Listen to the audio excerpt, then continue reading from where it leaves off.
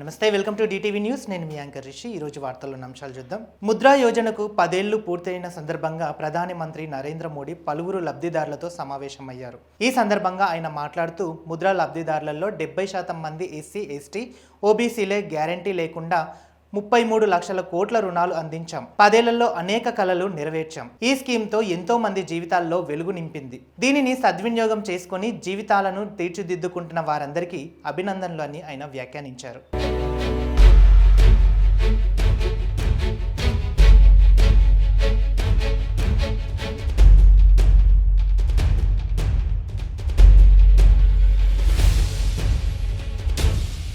Hyderabad GHMC ప్రధాన కార్యాలయంలో సోమవారం నిర్వహించిన ప్రజావాణి కార్యక్రమంలో ప్రజల నుంచి వచ్చిన 120 వినతులను కమిషనర్ ఇల్లంబర్తి స్వీకరించారు. ప్రజల సమస్యలను తక్షణమే పరిష్కరించాలని సంబంధిత అధికారులకు ఆయన ఆదేశించారు. ఆలస్యం జరిగితే కారణాలను స్పష్టంగా తెలిపాలని ఆయన అన్నారు. 6 జోన్లలో 79 ఫిర్యాదులు వచ్చాయి. ఈ కార్యక్రమంలో వివిధ శాఖల ఉన్నతాధికారులు పాల్గొన్నారు.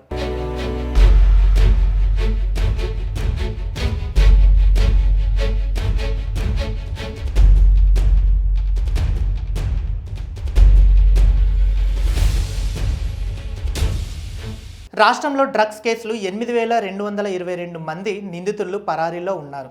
డ్రగ్స్ సరఫరాలలో నైజీరియా ముఠా పాత్ర కీలకంగా మారిందని టీఎన్ఏబీ డైరెక్టర్ సందీప్ షాండిల్య తెలిపారు. ఈ కార్యకలాపాలకు హైదరాబాద్ను కేంద్రంగా చేసుకున్నట్లు తెలిపారు. అందమైన అమ్మాయిలను ఎరగా వేసి యువతలను ఉచ్చులోకి లాగుతున్నారని, ఆ ఉచ్చులో యువత చిక్కుకోవడం ఆందోళన కలిగించే అంశమని ఆయన పేర్కొన్నారు.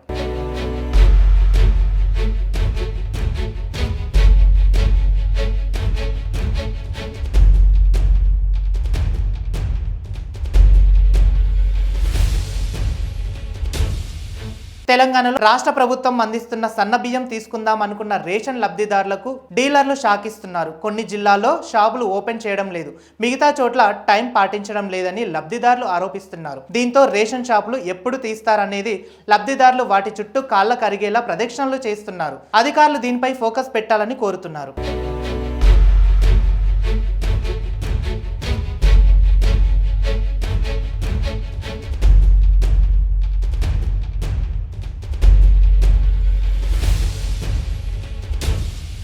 ఇక మరో అంశం చూస్తే, అసెంబ్లీ ఆవరణంలో మహాత్మా జ్యోతిరావు పులే విగ్రహాన్ని ఏర్పాటు చేయాలని డిమాండ్ చేస్తూ బీఆర్ఎస్ ఎమ్మెల్సీ కవిత ఇవాళ ఇంద్ర పార్క్ వద్ద దీక్ష చేపట్టారు. ఇప్పటికే పలుమార్లు అసెంబ్లీ స్పీకర్ గడ్డం ప్రసాద్ ఇదే విషయంపై వినతి పత్రం ఇచ్చినా స్పందన లేకపోవడంతో ఈ రోజు నిర్ణయం తీసుకున్నామన్నారు. ఉదయం 10 గంటల నుంచి సాయంత్రం 5 గంటల వరకు దీక్ష సాగుతుందన్నారు.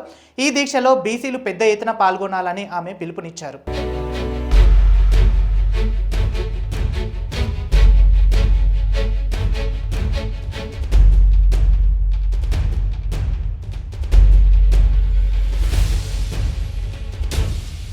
సీఎం రేవంత్ రెడ్డికి బాలీవుడ్ నటి ఊర్వశి రౌతెల్లా కీలక విజ్ఞప్తి చేశారు. కంచగచ్చిబౌలి భూముల వ్యవహారంపై పునఃపరిశీలన చేయాలని కోరుతూ ట్వీట్ చేశారు. సీఎం రేవంత్ రెడ్డి గారు కంచగచ్చిబౌలిలోని 400 ఎకరాల్లో ఉన్న చెట్లు, అడవిని తొలగించే ప్రతిపాదనను పునఃపరిశీలన చేయాలని నేను వేడుకుంటున్నా అన్నారు. ఇది అభయారణ్యమే కాదు, మన నగరానికి జీవం పోసే శక్తివంతమైన పర్యావరణ వ్యవస్థ అంటూ రాసుకొచ్చారు ఆమె.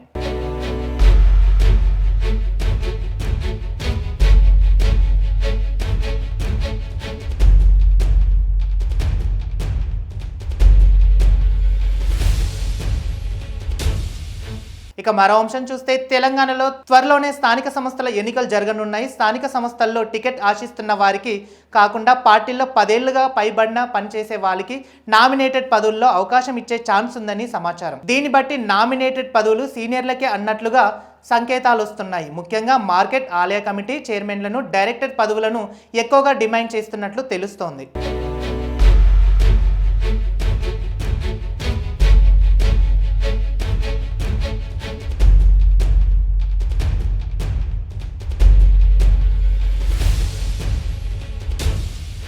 AP deputy CM Pawan Kalyan చిన్న కుమారుడు మార్క్ శంకర్ అగ్ని ప్రమాదంలో గాయపడిన విషయం తెలిసిందే. ఈ ఘటనపై ఏపీ సీఎం చంద్రబాబు నాయుడు, మంత్రి నారా లోకేష్, తెలంగాణ మాజీ మంత్రి కేటీఆర్ దిగ్భ్రాంతి వ్యక్తం చేశారు. బాలుడు త్వరగా కోలుకోవాలని, ఈ కష్ట సమయంలో పవన్ కుటుంబానికి మనోధైర్యం ఇవ్వాలని దేవుణ్ణి ప్రార్థిస్తున్నా అని చంద్రబాబు, నారా లోకేష్ ట్వీట్ చేశారు. మార్క్ శంకర్ క్షేమంగా ఉండాలని ప్రార్థిస్తున్నట్లు కేటీఆర్ పేర్కొన్నారు.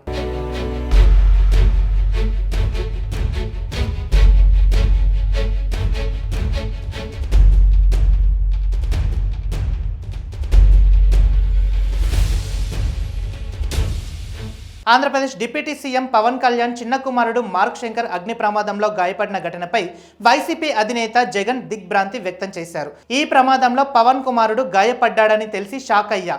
ఈ క్లిష్ట పరిస్థితుల్లో ఆ కుటుంబానికి అండగా ఉంటాం. మార్క్ శంకర్ త్వరలో కోలుకోవాలని ఆశిస్తున్నా అని ఆయన ట్వీట్ చేశారు.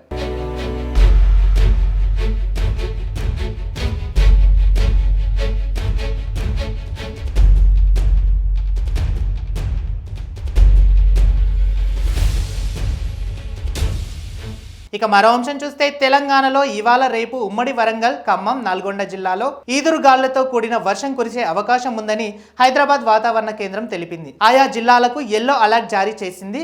అటు అల్పపీడన ప్రభావంతో ఇవాళ రేపు ఏపీలో కోస్తా, రాయలసీమ జిల్లాలో పిడుగుపాటుతో కూడిన వర్షాలు కురుస్తాయని ఏపీఎస్డీఎంఏ తెలిపింది. ఉరుములతో కూడిన వర్షం పడేటప్పుడు ప్రజలు అప్రమత్తంగా ఉండాలని, చెట్ల కింద నిలబడవద్దని సూచించింది.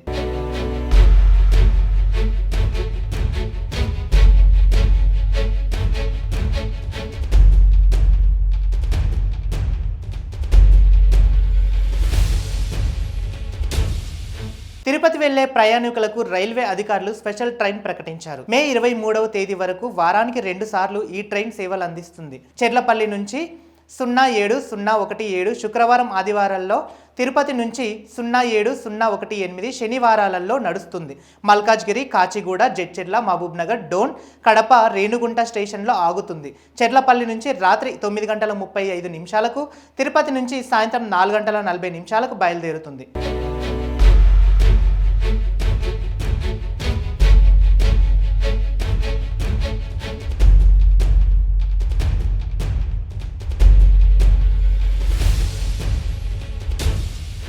మరో అంశం చూస్తే గచ్చిబౌలి భూముల వివాదంపై రేవంత్ సర్కార్ కీలక నిర్ణయం తీసుకుంది. హెచ్సియు విద్యార్థులపై నమోదైన కేసుల్ని వెనక్కి తీసుకున్నట్లు ప్రకటించింది. మరోవైపు ఏఐ ఆధారంగా వీడియోలు పోస్టులు చేసిన వాళ్లను నోటీసులు ఇస్తున్నారు పోలీసులు. ఈ మేరకు బీఆర్ఎస్ నేత మన్నెం క్రిషాంక్ కు గచ్చిబౌలి పోలీసులు నోటీసులు అందించారు. గచ్చిబౌలి భూములకు సంబంధించిన ఏఐ టెక్నాలజీతో సోషల్ మీడియాలో తప్పుడు వీడియోలు పోస్టు చేశారని నోటీసులో పేర్కొన్నారు. ఈ నెల 9, 10, 11 తేదీల్లో విచారణకు రావాలని సూచించారు. ఏఐ ఆధారంగా తప్పుడు వీడియోలు వైరల్ కావడంతో చాలా మంది సెలబ్రిటీలు స్పందించారు. వాస్తవాలు బయటకు రాకముందే ఫేక్ వీడియోలు, అబద్ధాలు వైరల్ కావడాన్ని పోలీసులు సీరియస్ గా తీసుకున్నారు. ఎవరెవరు తమ అకౌంట్ లో వీడియోలు పోస్ట్ చేశారో వాళ్ళ వివరాలను సేకరిస్తున్నారు. త్వరలో కొంతమంది నేతలకు పోలీసులు నోటీసులు ఇస్తారని తెలుస్తోంది.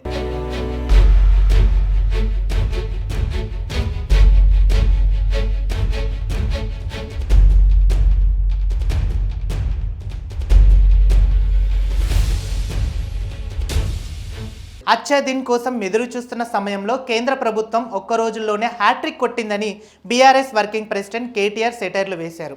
ఎల్పీజీ గ్యాస్ సిలిండర్ ధర 50 రూపాయల పెంపు, చమురు ధరలు పడిపోయిన ఇంధనంపై ₹2 ఎక్స్ట్రా డ్యూటీ వడ్డింపు, సెన్సెస్ 19 లక్షల కోట్ల ఆవిరి అయ్యాయని ఆయన అన్నారు. అచ్చే దిన్ ఇవి సంతకాలే లేక భారత్ గొప్పగా మార్చేందుకు ప్రారంభమని ఆయన ప్రశ్నించారు.